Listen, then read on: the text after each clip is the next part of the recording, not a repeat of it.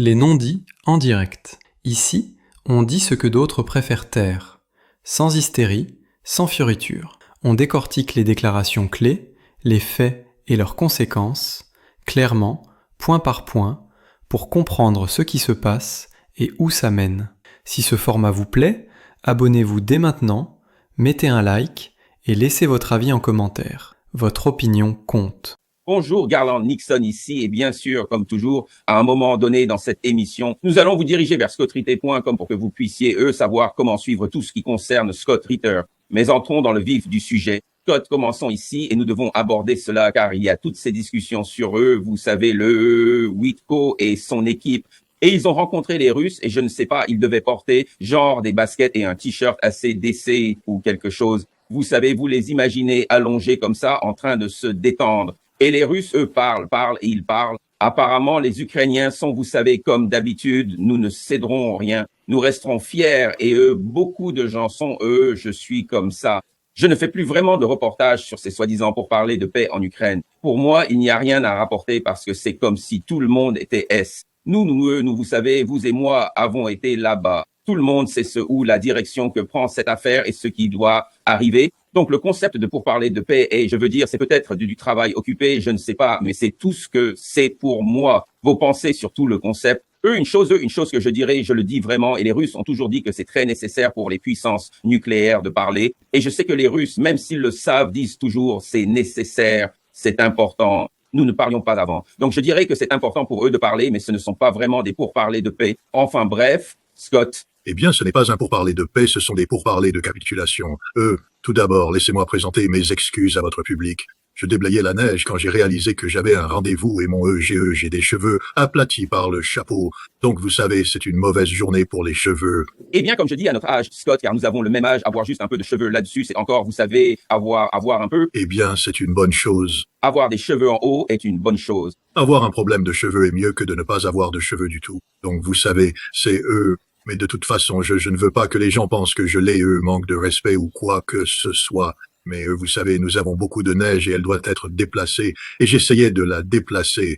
Vous savez, sur ces pourparlers, je pense que les Russes ont clairement indiqué que, vous savez, leurs demandes fondamentales sont inflexibles sur ce sujet. Et vous savez, Trump... laissez-moi le dire de cette manière. C'est mon avis, je me prépare à énerver tout le monde, mais je m'en fiche. Ça ne me fait vraiment plus rien. C'est un lâche moral et physique, juste un lâche moral et physique pur. C'est un tyran, qui, vous savez, se cache derrière sa richesse et utilise sa richesse comme levier pour intimider les gens. Mais quand il s'agit de confrontation physique réelle et de faire ce qui est juste, Donald Trump est incapable de faire l'un ou l'autre. Vous savez, le raid de la Delta Force sur Maduro, vous savez, était aussi proche d'un pari sûr que possible.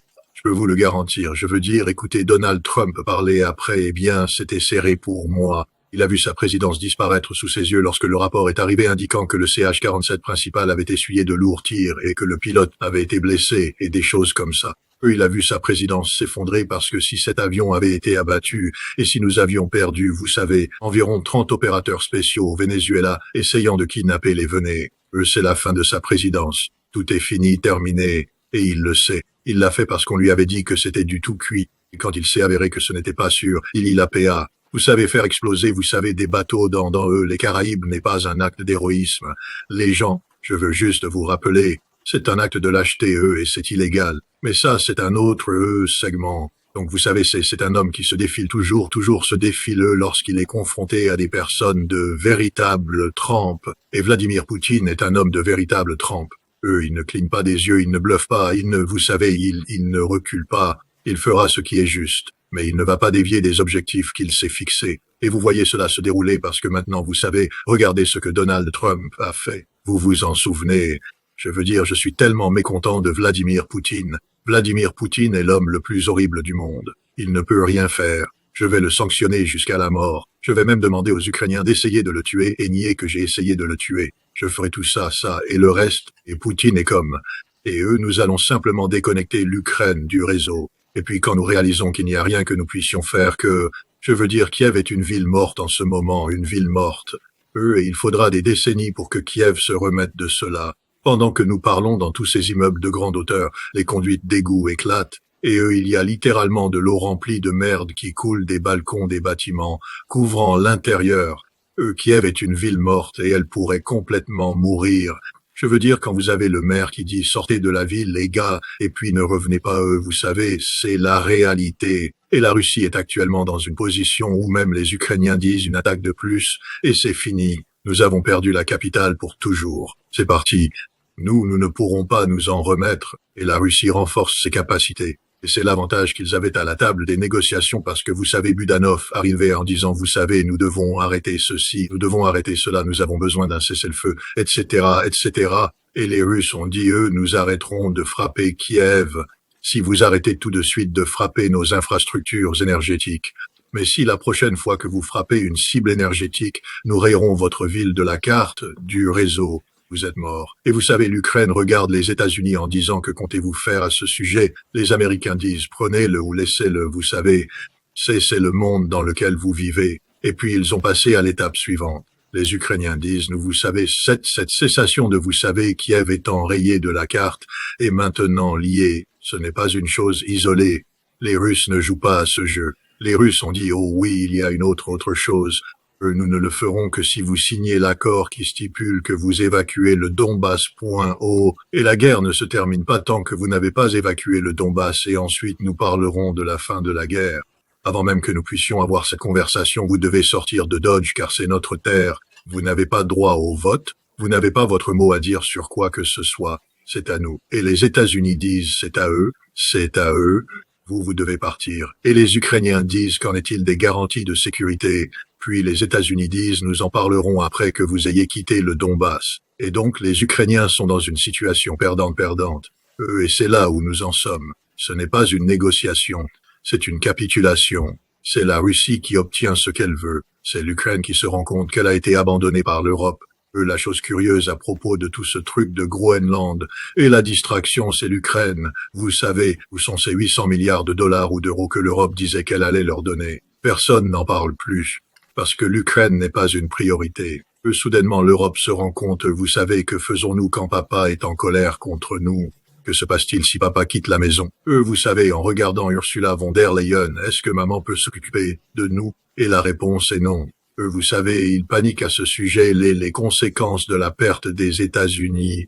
L'Europe se rend compte que tous leurs discours musclés, ils n'ont rien. Je veux dire, même Mark Rutte, il a dû s'asseoir là et les mettre en garde. Quiconque pense qu'une nation européenne ou l'Europe en général peut se défendre. Sans les États-Unis, réfléchissez-y à 2 fois. Vous ne pouvez pas, nous ne pouvons pas. Ils se rendent enfin compte qu'ils ont besoin de l'Amérique. Ils ont besoin de l'Amérique bien plus que nous avons besoin d'eux. Et donc vous commencez à voir un changement à l'intérieur de l'Europe, ce qui signifie que tout ce jeu autour de l'Ukraine est mis de côté. Zelensky n'est personne en ce moment. Le maire est sorti et a juste dit le concept de vous rejoindre l'UE en janvier 2027, l'une des principales demandes de Zelensky, je ne parlerai pas de paix à moins que vous ne garantissiez et Merz dit non, vous ne remplissez pas les critères et vous ne le ferez probablement jamais. Vous savez, ils enfoncent juste des clous dans le cercueil de l'Ukraine, de Zelensky. Et c'est là où je pense que nous en sommes. Vous savez, je ris toujours quand les gens disent, vous savez, qui est la délégation russe. Et je dis, eh bien, c'est le chef du GRU. Oh, eh bien, je veux dire, peut-il, je dis, vous devez comprendre, il ne négocie pas. Il n'est pas là pour vous écouter. Il est là pour répéter ce qu'on lui a dit de répéter, pour vous faire comprendre clairement quelles sont les conséquences de votre non-conformité. Il est parti et a dit, nous sommes très heureux.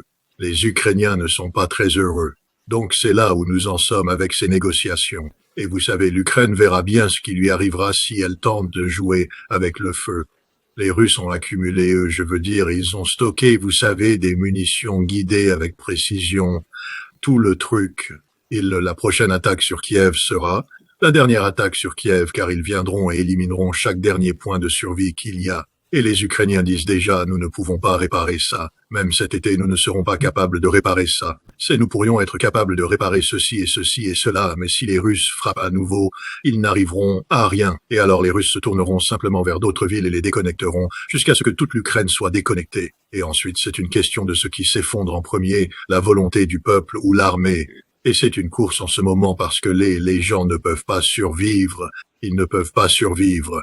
Et pour tous les gens qui disent, eh bien, combien est-ce cruel? Je ne sais pas combien c'était cruel quand l'OTAN a ciblé Belgrade et a fait la même chose aux Serbes, en leur disant, si vous voulez arrêter de geler, si vous voulez arrêter de souffrir, il suffit de vous mettre d'accord sur les 5 points que nous vous avons dictés. Maintenant, la différence entre ce que l'OTAN a fait en Serbie et ce que la Russie fait en Ukraine, c'est le droit international. L'OTAN a fabriqué un dossier sur de fausses accusations de génocide pour s'emparer illégalement, d'un territoire annexé, le territoire, le Kosovo, d'un État souverain. La Russie a formulé une revendication légitime d'autodéfense en vertu de l'article 51 de la Charte des Nations Unies, une autodéfense collective qui a été réalisée correctement, de manière appropriée, et c'est la différence. Donc la Russie respecte la règle de droit, l'OTAN non, mais la Russie joue un jeu difficile. Je veux dire, c'est un jeu difficile. La guerre est une affaire difficile. Et encore une fois, je dois juste vous dire que j'ai participé à une campagne aérienne stratégique contre l'Irak qui a fait exactement la même chose. Que avons-nous fait le premier jour? On a mis hors service le réseau électrique. Je me souviens, en tant qu'inspecteur des armes, tu lisais tout ça. Il y avait ce, vous savez, nouveau missile de croisière, le nouveau Tomahawk. Vous vous dites, waouh, je ne connaissais pas celui-là. Et vous feuilletez et dites, waouh. Et il projette des fibres de carbone au fur et à mesure. Il vole essentiellement et traverse le réseau en projetant des fibres de carbone qui court-circuitent l'ensemble du réseau et le mettent hors service. Et plus tard, il y avait une centrale électrique à Abu Ghraib et les Irakiens avaient enterré un tas de missiles Scud détruits près de là. Donc pour y arriver, nous avons dû traverser la centrale électrique et je me souviens simplement avoir vu les fibres de carbone partout. Elles recouvraient tout. Et c'est là, vous devez tout reconstruire car cela va le court-circuiter. Vous ne pouvez générer aucune énergie là-bas. C'est une arme ingénieuse. C'est ce que vous faites en temps de guerre. Vous coupez les réseaux électriques parce que les réseaux électriques, vous savez, font fonctionner les communications. Ils font fonctionner des choses qui facilitent le commandement et le contrôle. C'est un acte de guerre légitime. Alors pour tous ceux qui disent pourquoi font-ils cela, demandez-vous pourquoi ils ne l'ont pas fait plus tôt. C'est la question clé ici parce que toutes les personnes qui traitent les Russes de cruels, nous en sommes à 4 ans de conflit. Si la Russie voulait faire du mal au peuple ukrainien, la Russie l'aurait fait dès le premier jour. La Russie n'a pas fait cela dès le premier jour car le but de la Russie n'a jamais été de nuire au peuple ukrainien. La Russie a toujours essayé de pousser les Ukrainiens à venir à la table des négociations en les confrontant à la réalité qu'ils ne l'emporteront pas sur le champ de bataille. Mais l'Ukraine a continué à recevoir des centaines de milliards d'euros et de dollars de soutien, envoyer des gens au front pour se faire massacrer 1,5 million de leur population. Et enfin la Russie dit « nous mettons fin à cette situation ». Et maintenant ils font ce qui aurait dû être fait dès le premier jour. S'ils avaient fait cela dès le premier jour, cette guerre aurait été terminée beaucoup plus tôt. Mais encore une fois, la Russie ne considérait pas cela comme une guerre, la Russie le voyait comme une opération militaire spéciale. Et l'origine des actions de la Russie ne vient pas de la Russie redéfinissant la façon dont elle va combattre sur le champ de bataille. C'était l'Ukraine agissant à la demande de la CIA, du MI6 et d'autres, engageant une guerre stratégique contre l'infrastructure énergétique de la Russie. L'Ukraine a commencé la guerre énergétique et la Russie est passée par différentes phases, rappelant aux Ukrainiens tout le temps, nous pouvons toujours augmenter la pression. Et enfin, les Russes ont dit, augmentez le volume. Et maintenant Kiev est fini et vous allez perdre d'autres villes, vous allez tout perdre. Et finalement, les Ukrainiens se sont réveillés face à la réalité de ce qu'ils affrontent. Et il va falloir un moment pour que Zelensky réalise que c'est fini pour lui. Et je pense que vous allez voir l'effondrement politique arriver très rapidement parce qu'il est un leader raté d'un État raté et il n'a aucune solution et le peuple ukrainien prend conscience de cet échec. Ils ont toléré l'échec à cause de la machine à corruption. Vous savez, la largesse qui leur était accordée à cause de cela, mais maintenant la machine à corruption est exposée à tous eux, la colère commence à monter et le ressentiment. Et donc vous avez un effondrement politique, un effondrement social, nous avons déjà un effondrement économique, un effondrement militaire, c'est l'effondrement de l'Ukraine. Et c'est pourquoi les Russes sont heureux, mais ce n'est pas une négociation, ce n'est pas quelque chose qui se passe parce que la Russie négocie. Cela se passe parce que la Russie dicte et le véhicule de cette dictée est les États-Unis, Donald Trump, qui soudainement n'est plus si enthousiaste à l'idée de sanctionner la Russie à mort et de faire tout cela parce qu'il réalise que ça ne fonctionne pas. Papa ne fait pas peur à Poutine. Eh bien, je dirais ceci, vous savez quel est le terme latin, vi victi, malheur au vaincu. C'est ainsi que fonctionne la guerre, c'est ainsi que fonctionne la guerre. Si vous perdez, c'est comme ça. Et je vais vous dire, laissez-moi ajouter cela, parce que Scott et moi avons tous les deux été, nous avons été au musée à Saint-Pétersbourg, qui était Leningrad, et nous comprenons, si vous comprenez ce que les Russes ont traversé, ce que les Russes ont souffert, alors vous comprenez. Alors vous voyez cela différemment et vous dites, vous êtes chanceux qu'il n'ait pas tout aplati. Quand ils ont vu des gars défiler avec des tatouages d'Hitler partout sur eux à leurs frontières, ils sont tellement chanceux que les Russes, basés sur ce que j'ai vu, basés sur ce qu'ils ont traversé, 1 million de personnes mortes, des civils combattants, des gens creusant des tranchées dans le froid glacial alors qu'ils mouraient de faim pour essayer de repousser les... Quand vous voyez ça, vous avez de la chance qu'il ne l'ait pas simplement aplati. Et compte tenu de ce qu'ils ont traversé, aussi pacifiste que je sois, je ne pourrais pas les blâmer s'ils l'avaient fait. Heureusement pour le monde, ils ont décidé, nous n'allons pas tuer tout le monde. Mais ils auraient pu et ils ne l'ont pas fait. Eh bien, nous sommes bénis par... C'est l'autre révélation sur la Russie et le peuple russe. Écoutez, je suis américain et je suis fier de l'être, mais j'agace beaucoup de gens parce que je suis américain. Et eux, si vous me poussez, même si je suis pacifiste, vous me poussez, je vais vous botter les fesses ou mourir en essayant. Eux, quand les gens disent qu'ils veulent faire du mal à l'Amérique, je trace la ligne et je dis « Allez-y alors, connard, je vais te gifler jusqu'en enfer. » Eux, ils disent « Eh bien, ce n'est pas très pacifiste de ta part. Non, c'est américain de ma part. Je le reconnais, j'ai écrit là-dessus, ça ne me rend pas fier, mais c'est comme ça, c'est qui je suis. Soyez reconnaissants que les Russes ne soient pas comme moi. D'accord ? Parce que les Russes ont beaucoup plus de raisons que n'importe quel Américain d'être agressif, rancunier et vindicatif. Vous savez, nous parlons des musées. Les Russes reflètent fidèlement ces musées. Ce n'est pas seulement Saint-Pétersbourg. Nous sommes allés à Arzef. J'ai insisté, j'ai dit à Garland, quand nous arriverons, je t'emmène à Arzef. J'ai dit, tu dois le voir. Il est absolument essentiel que nous commencions ton voyage en Russie avec ça. Arzef est un endroit où des millions de soldats russes sont morts de 1942 à 1944, mais la partie clé est, 1943, je suis désolé, c'est à la fin de 1942, début 1943, pendant que la bataille de Stalingrad fait rage. Vous savez, j'ai encore été à Mourmansk. Nous devons y aller, tu dois le voir. Devant la statue géante de la mère patrie qui appelle, les larmes vous montent aux yeux. Je veux dire, c'est émouvant. Les murs avec les noms, c'est juste fou, et ça vaut la gloire qui lui a été attribuée. Mais ce dont ils n'ont pas parlé pendant longtemps en Union soviétique, c'était Arzef. Au nord, vous savez, juste à l'ouest de Moscou, où les Russes avaient lancé une série d'attaques pour laisser croire aux Allemands que c'était leur principale contre-attaque, et cela a immobilisé les Allemands sur place. Les 6 divisions qui auraient pu être libérées pour renforcer Stalingrad pour percer les lignes soviétiques afin de libérer la 6e armée pour changer le résultat ne pouvaient pas partir parce qu'elles étaient bloquées à Arzef. Et pour les maintenir là, les Russes ont continué à attaquer, et ils se faisaient massacrer. Plus de 1 million de morts, enterrés dans le sol et oubliés jusqu'à ce que Vladimir Poutine arrive, et Vladimir Poutine a dit « Nous n'oublierons jamais le sacrifice fait par tous les soviétiques ». Et il a construit ce monument, et le monument est aussi triste que vous pouvez l'imaginer.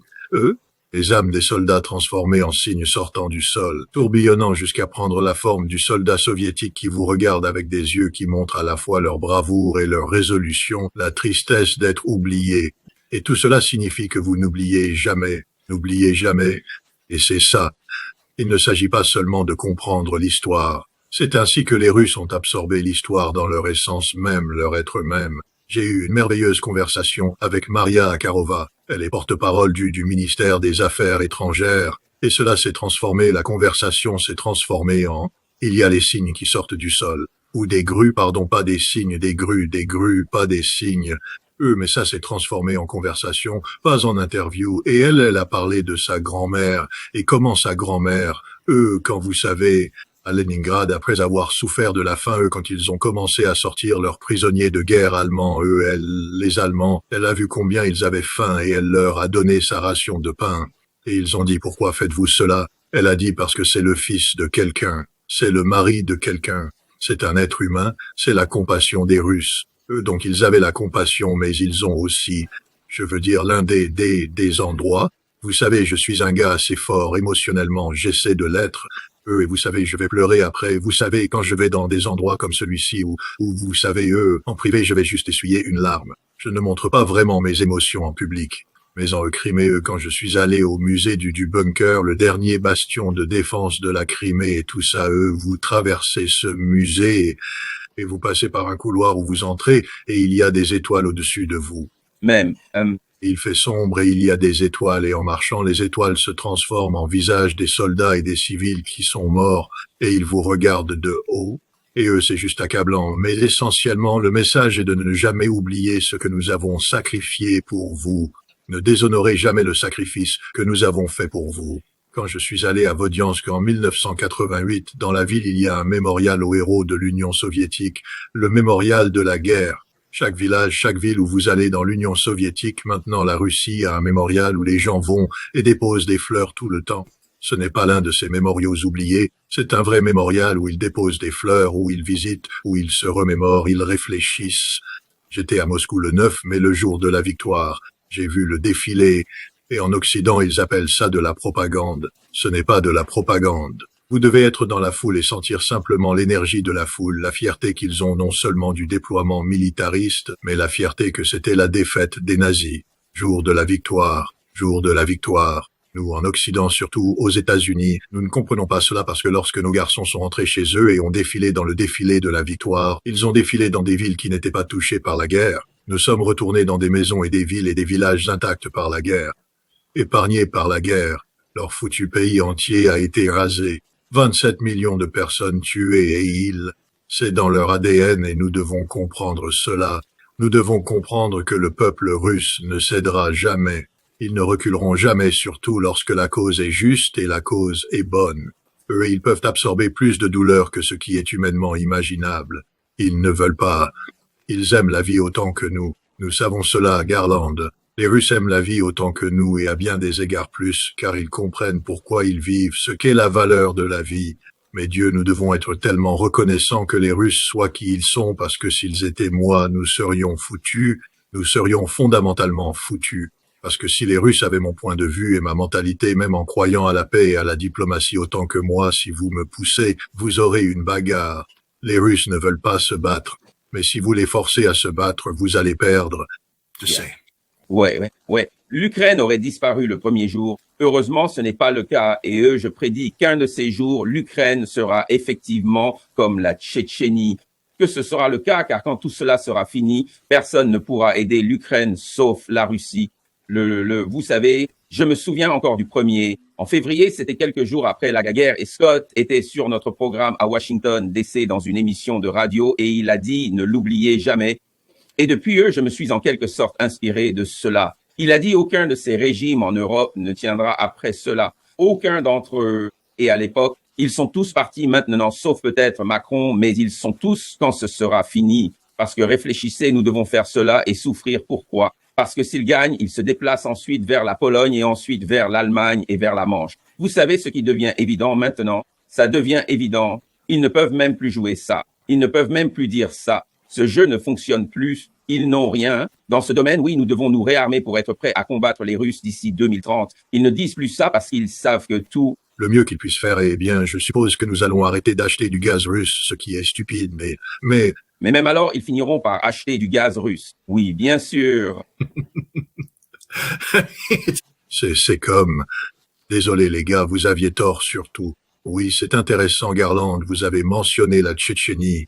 Et je vais en parler à la fin de l'émission, mais je vais en parler maintenant. Garland et moi prévoyons d'aller en Russie en mars, donc faites un don. Nous ne pouvons pas y aller sans votre aide. Mais l'une des choses que nous allons faire, et nous allons en Tchétchénie. Je ne vais pas dévoiler tout le programme, mais la raison pour laquelle nous allons en Tchétchénie est d'explorer le problème même que la Russie que Garland vient de mentionner. Comment la Tchétchénie et la Russie en sont-elles arrivées là? En sont arrivées là aujourd'hui, sachant qu'elles ont mené deux guerres horribles.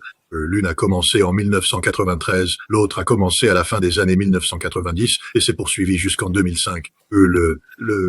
Et nous parlons du genre de guerre où des choses horribles se sont produites des deux côtés. Le genre de guerre qui génère, des émotions qui, vous savez, en théorie, devraient prendre des générations à guérir.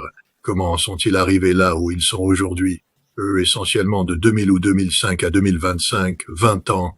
Comment en est-on arrivé au point où les Tchétchènes sont parmi les sujets les plus loyaux de la Fédération de Russie? Vous savez, la Tchétchénie a été totalement reconstruite. Comment en est-on arrivé là? Parce que pour tous ceux qui répandent des choses sur l'Ukraine parlant du niveau de haine qui existe, et il y a des gens du côté russe qui disent la même chose. Je veux dire, le terme cokhol est utilisé de plus en plus, et ce n'est pas un bon terme. Vous savez, il y a de la haine. Et les Ukrainiens, bien sûr, se font battre et vous savez, souffrent, et il y aura du ressentiment. Eh bien, mon Dieu, avez-vous vu à quoi ressemblait Grozny en 2002? Cela ressemblait à Gaza aplati, disparu, nivelé. Eux et d'autres parties de la Tchétchénie ressemblaient à ça. Regardez Grozny aujourd'hui, totalement reconstruit. C'est comme Las Vegas en termes de lumière et tout ça. Ville paisible, les gens marchent dans les rues. Vous pouvez aller à Chalier, vous pouvez aller dans les autres zones où il y a eu de lourds combats, où les villageois font partie de clans qui croient en la vengeance de sang. Et si vous tuez l'un de leurs fils, et l'un de leurs hommes, vous savez, ils traqueront la personne pour toujours. Je veux dire, vous voyez encore dans les cimetières un certain drapeau qui indique que la personne ici n'a pas encore été vengée. Et vous vous dites, oups, ça va être une mauvaise journée pour quelqu'un. Vous savez, parce qu'ils prennent ça très au sérieux. Ils sont très sérieux. Mais il y a la paix aujourd'hui entre la Tchétchénie et la Russie. Comment sont-ils arrivés à ce résultat? Parce que c'est la formule qui doit être capturée. Et donc Garland et moi allons essayer de capturer cela. Nous allons y aller et essayer de le capturer. Nous essayerons de le ramener à vous et d'éduquer les gens. Mais eux, ça n'arrive pas tout seul. Nous avons cette grande vision. Maintenant, nous devons réaliser cette vision. Pour cela, nous avons besoin, nous avons besoin d'aide. Alors allez sur cette page de dons là-bas et faites un don. Et nous avons aussi un autre. C'est un voyage en 2 parties. Une des parties du voyage concerne la Tchétchénie. L'autre partie, je ne peux pas en parler maintenant parce que oui, ce n'est pas garanti à 100%. Nous avons 2 options, toutes 2 géniales. Et nous attendons de voir laquelle va se concrétiser. Mais encore une fois, ce sera aussi cool que d'aller en Tchétchénie, même si aller en Tchétchénie est l'une des choses les plus cool au monde. Mais ce sera aussi super. Mais si vous voulez vraiment que ce voyage ait lieu, et il va avoir lieu, mais vous savez, il faut qu'on finance tout nous-mêmes. Nous devons tout payer. C'est ça le journalisme indépendant. Et comme ni Garland ni moi n'avons de sponsors d'entreprise ou de fonds propres, nous avons besoin de votre aide. Donc vous savez, Garland a parlé du, vous savez, modèle tchétchène. C'est un modèle important. C'est un modèle essentiel pour comprendre à quoi ressemble une voie potentielle vers la paix post-conflit en Ukraine. Et je pense que plus de gens comprennent. Vous savez, encore une fois, ça, ma fille est allée à l'université de Georgetown. Elle a étudié, vous savez, les affaires caucasiennes, le Caucase du Sud, mais aussi les Caucasiens dans le Nord. Vous savez, son objectif était d'être un officier du service extérieur, de servir au département d'État. Vous savez, pour être un officier du service extérieur, vous devez être un expert. Donc elle a obtenu son diplôme de maîtrise à l'Institut du service extérieur de Georgetown, spécialisé dans les affaires russes et caucasiennes. D'accord. Je l'ai emmenée avec moi en Russie en décembre 2023 et janvier 2024. En plus de découvrir la Russie et de vivre, vous savez ce qu'est un Noël orthodoxe. Elle est orthodoxe à expliquer ce qu'est un Noël orthodoxe, ce qu'est un Nouvel An orthodoxe, et comment un pays orthodoxe célèbre ces choses, ce qui était très spirituel pour elle. Je l'ai emmenée en Tchétchénie où elle a déjeuné avec Ramzan Kadyrov, le chef de la République tchétchène. Elle a rencontré Apti Alodinov. Elle a rencontré Adam Delinkanov. Elle a pu rencontrer Laure. Il est maintenant Premier ministre. À l'époque, il était juste Laure. Vous savez, un type impressionnant. Et elle a rencontré le peuple tchétchène. Ils sont d'une incroyable gentillesse. Ils ont un théâtre national tchétchène. Ils ont donné une représentation spéciale juste pour nous. Juste pour nous. Et puis nous avons été invités sur scène et ils ont mis l'un de ces manteaux sur mes épaules et nous avons fait une danse tchétchène. C'est une vidéo qui ne sera jamais montrée publiquement. Mais j'ai fait mon discours infâme ou célèbre ou peu importe devant 25 000 soldats tchétchènes. Mais ce fut une expérience unique où elle a acquis une connaissance approfondie de la région qu'elle étudiait. Et elle est retournée à Georgetown et ses camarades de classe lui envoyaient des messages textes lui disant de se tuer, de se suicider. Il disait à l'école de la virer du programme qu'elle était une honte. Une honte pourquoi? D'abord voir de ses propres yeux ce qu'est la réalité afin de l'intégrer dans vos études. Mais vous voyez, Georgetown, censé être la première institution académique pour le service extérieur, ils ne veulent pas ça. Ils ne veulent pas connaître la vérité. Ils ne veulent pas connaître la réalité. Ils veulent imprégner tout le monde des mêmes thématiques de russophobie de la CIA et du département d'État. Tout est mauvais concernant la Russie. Et pour l'amour de Dieu, personne en Amérique ne veut connaître la vérité sur la Tchétchénie. Personne en Amérique ne veut connaître la vérité. Et tous les gens qui écrivent à ce sujet ne savent rien à ce propos. J'ai eu l'honneur et le privilège d'y aller 2 fois. Nous y retournerons une 3e fois. Et vous savez, j'apprends quelque chose de nouveau chaque fois que j'y vais. Et il est essentiel que nous capturions cela. Vous savez, j'y suis allé 2 fois et j'ai essayé de le capturer. Peut-être que j'ai besoin d'aide, c'est pourquoi j'amène Garland, un autre journaliste, pour apporter un autre regard et voir cela. Mais plus nous pouvons éduquer les gens sur la réalité de la Tchétchénie, plus les gens réaliseront quand je parle du miracle tchétchène, de quoi je parle. Parce que c'est un sacré miracle de passer d'où ils étaient à où ils sont maintenant, c'est un miracle. C'est un miracle de leadership à la fois tchétchène et russe, mais c'est un miracle de l'esprit et de l'humanité des gens eux-mêmes, du peuple tchétchène, qui est fondamentalement mal compris en Occident. Et c'est pourquoi il est essentiel que nous y allions, et il est essentiel que vous nous aidiez à y aller. Donc en tout cas, c'était ma présentation. Désolé, Garland. Eux, d'accord, tout le monde, et bien sûr, eux, voilà, le voilà encore. Il suffit d'aller sur scottrité.com et voilà sa page d'accueil. Nous aborderons cela à nouveau dans un moment avec tout ce qu'il fait, tout ce qu'il a. Mais ici, à l'extrême droite, les dons, boum, boum. Et vous pouvez, il y a toutes les différentes façons de faire un d'eux et d'aider. Et eux, vous savez, aider Scott dans son travail très important qu'il fait. Vous savez, la dernière chose que je dirais, c'est ceci, eux, la montée. Un travail très important que nous faisons, Garland. Oui, exactement, que nous faisons. Oui, c'est des choses importantes. Et vous savez, les gens, vous savez, nous parlons de la Russie et j'ai entendu ceci et cela sur la Russie. Mais jusqu'à ce que j'y aille et que je l'expérimente, jusqu'à ce que je rencontre le peuple russe, que je parle aux gens, jusqu'à ce que je participe à des panels et réponde à des questions. Et vous savez, nous avons fait ce panel à Saint-Pétersbourg. Je ne savais pas à quoi m'attendre. Vous savez, nous sommes là et il y a tous ces gens, vous savez, eux, il y a Scott et moi, vous savez, un marine et un ex-marine et un policier et il y a tous ces gens avec, vous savez, toutes sortes d'acronymes derrière leur nom, des économistes mondialement connus et tous ces gens, n'est-ce pas? Des hauts fonctionnaires gouvernementaux, des responsables académiques, l'ancien ministre des Affaires étrangères d'Autriche. Scott et moi sommes assis là et je me dis, eh bien, je suppose que je vais juste m'asseoir ici dans le coin et écouter. Ce n'était pas ça. Ils étaient comme s'ils ne voulaient même pas parler. Ils étaient comme Garland, Scott, les gens dans le public. Ils voulaient savoir. Et puis je me suis mis à l'aise et je me dis, eh bien, zut, vous savez, je ne suis jamais à court de mots. Mais une fois que j'ai réalisé que ces gens sont intellectuellement curieux et qu'ils se moquent du fait que je n'ai pas de doctorat en affaires internationales de Georgetown, cela améliore les choses. Ils veulent entendre, d'accord, ces gars sont américains, que veulent-ils dire? Et toute la salle dans cette institution académique mondialement connue qui existe depuis des centaines d'années était comme sur le bord de leur siège. Qu'est-ce que Garland et Scott vont dire? Et j'ai réalisé, waouh, vous savez, ces gens sont intellectuellement curieux et ils veulent vraiment savoir ce que nous pensons. Ils veulent savoir ce que vous pensez, les gens dans le chat, ils veulent savoir comment vous vous sentez.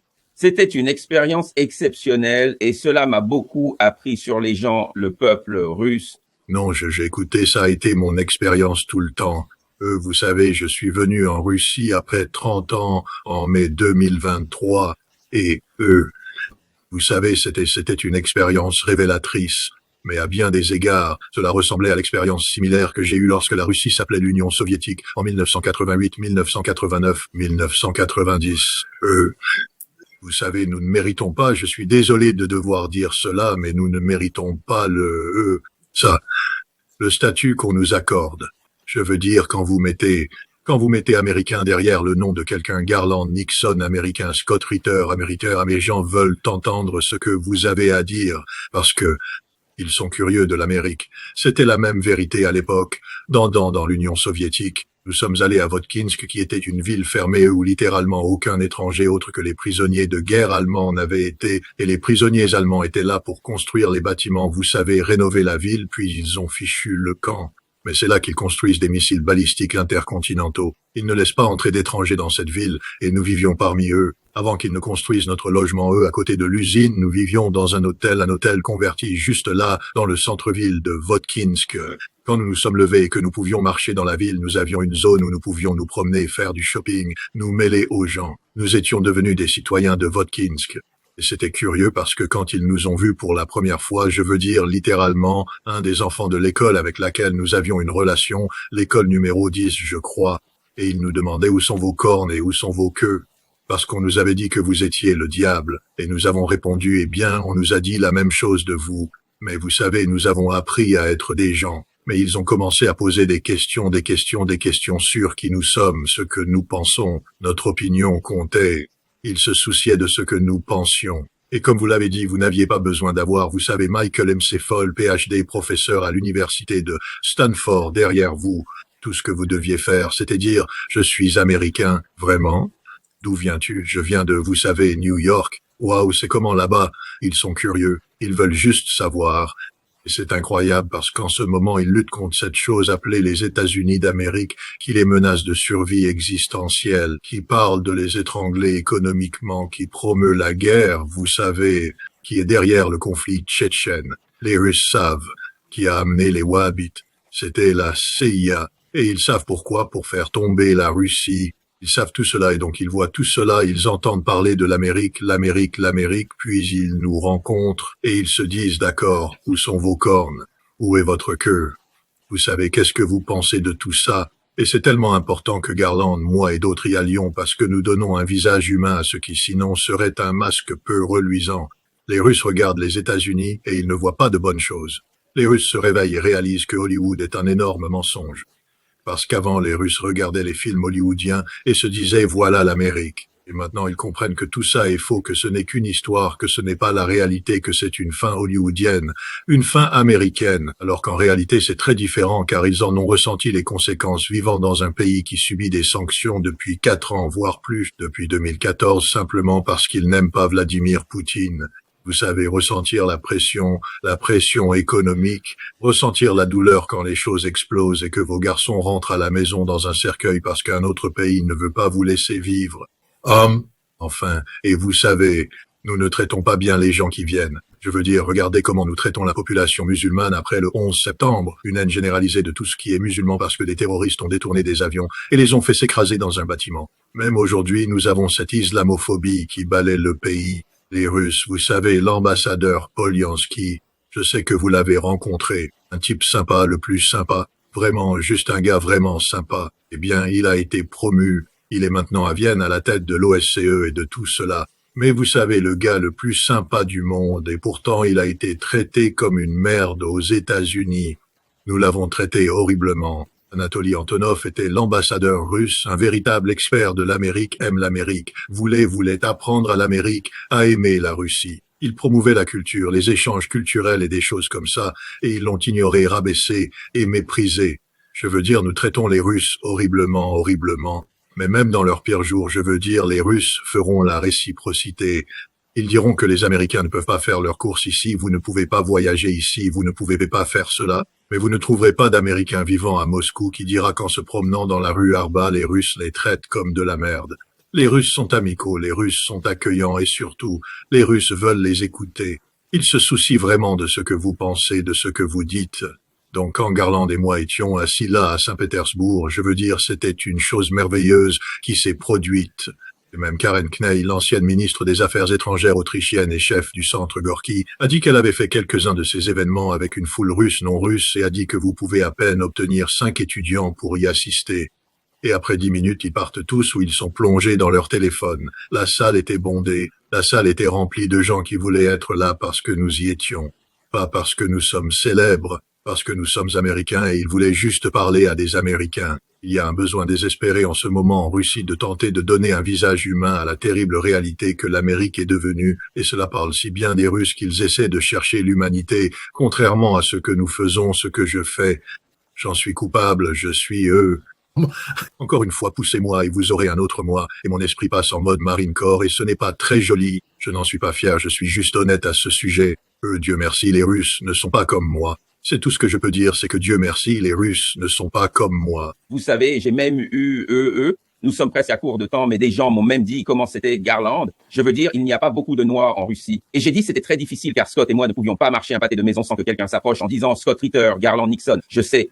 Puis-je prendre une photo avec vous? J'ai dit donc vous savez, vous ne pouvez vraiment rien faire parce qu'il y a un Russe tous les 5 mètres qui veut prendre un selfie avec vous. Je ne savais pas du tout qu'il savait qui j'étais. Eh bien, en fait, ils savaient qui était Scott et ils disent c'est le gars dans la vidéo avec Scott. Donc nous savons qu'il est vraiment aussi. C'est comme nous connaissons Scott. Vous êtes le gars dans la vidéo. Et je dis eh bien, c'est parce que c'est son émission. Oui.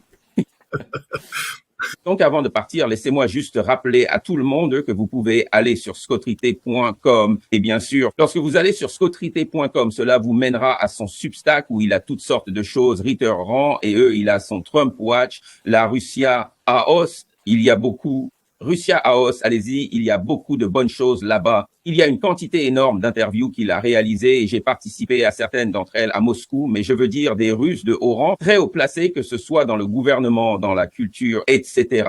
Eux, c'était vraiment des choses fantastiques. Vous allez adorer, vous apprendrez tellement juste en allant, en regardant ces interviews. Et bien sûr, comme Scott l'a dit, appuyez sur le bouton de donation. Vous devez, vous savez, si vous pouvez d'une manière ou d'une autre vous impliquer et aider, assurez-vous de faire un don et vous pouvez aider à financer le prochain voyage en Russie. Merci beaucoup, tout le monde. Scott, merci beaucoup. Je l'apprécie vraiment. Merci beaucoup, Garland. Passez une bonne soirée. D'accord. À bientôt.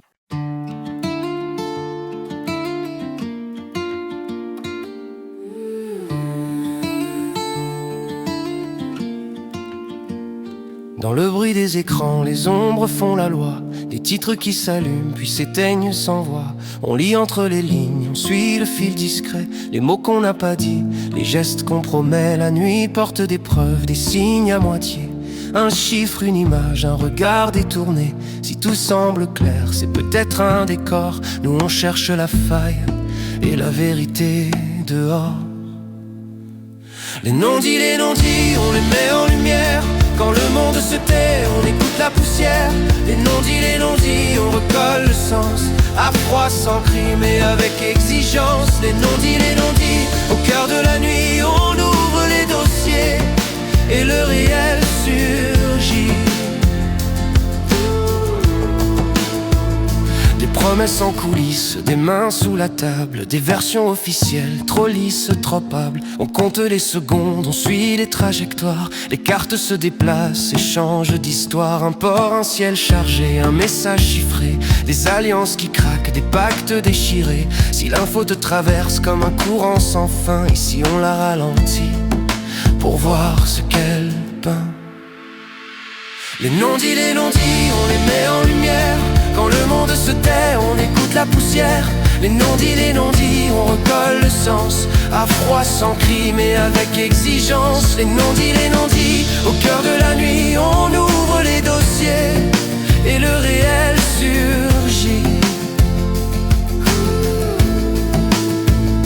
On ne vend pas des peurs, on cherche des repères. On sépare le bruit des faits, la scène du mystère. Chaque phrase a son prix, chaque silence un poids. Mais la vérité respire quand on tient le cap droit. Regarde bien la trame, derrière le spectacle. Les détails sont des clés et les angles des actes. Si tu veux comprendre au lieu de simplement croire, reste avec nous, on remonte le miroir. Les non-dits, on les met en lumière. Quand le monde se tait, on écoute la poussière. Les non-dits, on recolle le sens. À froid, sans cri, mais avec exigence. Les non-dits, au cœur de la nuit, on ouvre les dossiers. Et le réel surgit. Les non-dits, on les met en lumière. Quand le monde se tait, on écoute la poussière. Les non-dits, on recolle le sens. À froid, sans cri,